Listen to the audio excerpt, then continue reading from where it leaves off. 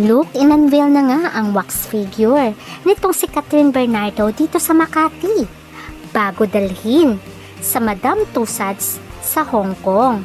Kaya maraming mga fans ang masaya kay Catherine at marami ring mga fans at kakilala na Catherine ang nag-congratulate sa actress. Pero syempre, nandun din ang kanyang rumored boyfriend na si Mark Alcala na patiently waiting. Ating alamin ang kaganapan kung saan ang in-unveil na nga nila ang wax figure ni Catherine.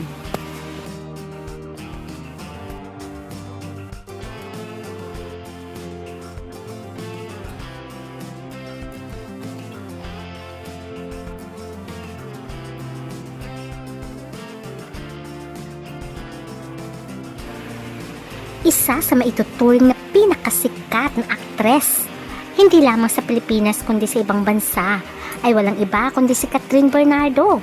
Kaya nga tinawag siyang Asia's superstar. Dahil sa kanyang success, mapapelikula endorsements, at iba pa. Marami na rin siyang napanulon ng Best Actress Award, kaya deserve niya talagang tawaging Asia's superstar. Pero syempre, bago naabot ni Catherine ang tugatong ng tagumpay ay naging ka-love team niya muna si Daniel Padilla. At talaga naman sumikat ang kanilang love team na tinawag silang Katniel. At nauwi nga ito sa totoong pagmamahalan na umabot ng 11 years ang kanilang relasyon. Unfortunately, sila nga ay naghiwalay. Marami ang nalungkot, umiyak na mga fans ng Katniel na akala nga nila mauuwi nga sa kasalan ang relasyon nilang dalawa. Pero unfortunately, ay naghiwalay sila. Mutual decision naman ang dahilan kung bakit sila naghiwalay. Pagkus nandun pa rin naman ang respeto at pagmamahal. Kaya lamang kailangan ng i-end ito. Okay naman sila bilang magkaibigan.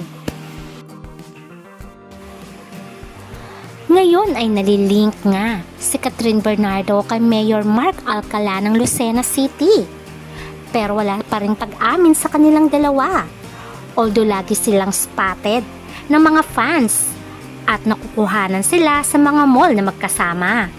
Pero tikom pa rin ang bibig ni Catherine at ganun din ni Mayor Alcala. Nung umpisa ay nabablind item lamang si Mayor Alcala at ganun din si Catherine. At sinasabi parang hindi boto si Mami Min kay Mayor Alcala dahil politician nga ito. Pero eventually ay tinanggap niya na rin si Mayor Alcala para sa kanyang anak. Kaya naman ay very open na ngayon si Catherine at Mayor Alcala. Spotted nga silang magkasama sa Thailand kung saan ay hindi na naka-face mask itong si Catherine. At nakita nga silang nagsha-shopping sa Thailand. Iba-iba ang opinyon ng mga fans ni Catherine. Maraming fans ang nais si Mark Alcala for Catherine dahil masaya nga ang kanilang idolo. Samantalang marami din ang concern kay Catherine na baka nga daw lokohin lamang nitong si Mark Alcala itong si Catherine dahil nga ito ay isang politician. At sana nga daw ay hindi gamitin ni Mark Alcala ang kasikatan ni Catherine sa political ambitions nito. Alam naman natin na nakarelasyon din ni Mark Alcala ay walang iba kundi celebrity din, kundi si Ashley Ortega. Ayon nga kay Ashley ay more than 1 year din ang kanilang relasyon. Pero ang kanilang hiwalayan ay mutual daw yun. Marami pang naging girlfriend si Mayor Alcala bukod kay Ashley. Samantalang si Daniel Padilla ay nag-move on na rin dahil sila na nga rin ni Kyla Estrada, although wala silang inaaming dalawa. Pero obvious naman dahil lagi silang magkasama at namamataang magkasamang nagde-date. At hindi lamang yun, pati sa pamilya ni Daniel ay laging invited itong si Kyla at ganun din si Daniel sa pamilya ni Kyla. Although marami pa rin umaasang Katniel fans na sana sila ay magkabalikan, pero sa ngayon ay mukhang malabo na dahil meron na silang kanyang-kanyang minamahal. Pero posible rin naman na makagawa pa sila ng pelikula at teleserye dahil open naman sila na makapagtrabaho muli sa isa't isa.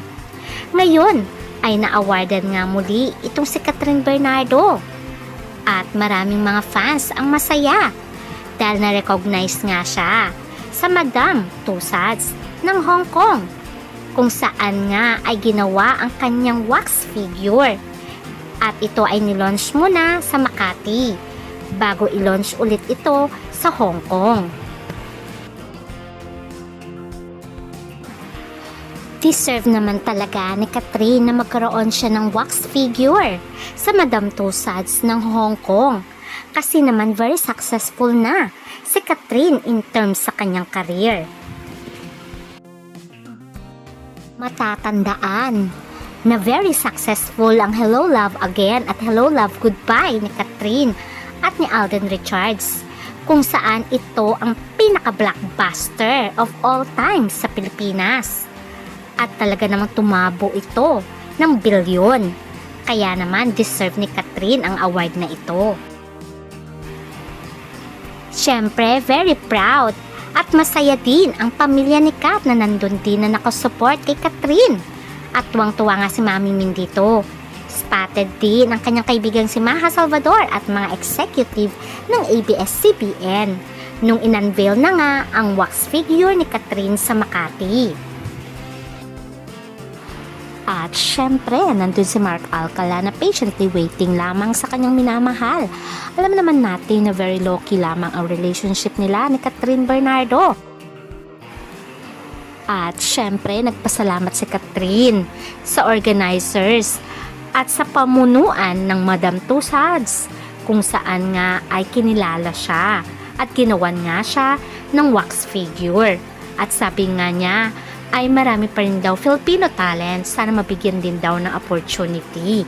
Kaya laking tuwa at pasasalamat talaga ni Kat na napasama nga siya sa Madame Tussauds ng Hong Kong. At syempre, inaabangan na ang tambalang James Reid at Catherine Bernardo na very busy na sila sa pagsushooting nito. At for sure, maraming mga fans ang gustong makita ang chemistry ni Catherine at James Reid. At syempre, congratulations kay Catherine Bernardo. Isang karangalan na naman ng Pilipinas na mapasama ka sa Madame Tussauds ng Hong Kong. Kaya abangan natin ang susunod na kabanata. Hanggang sa muli, bye!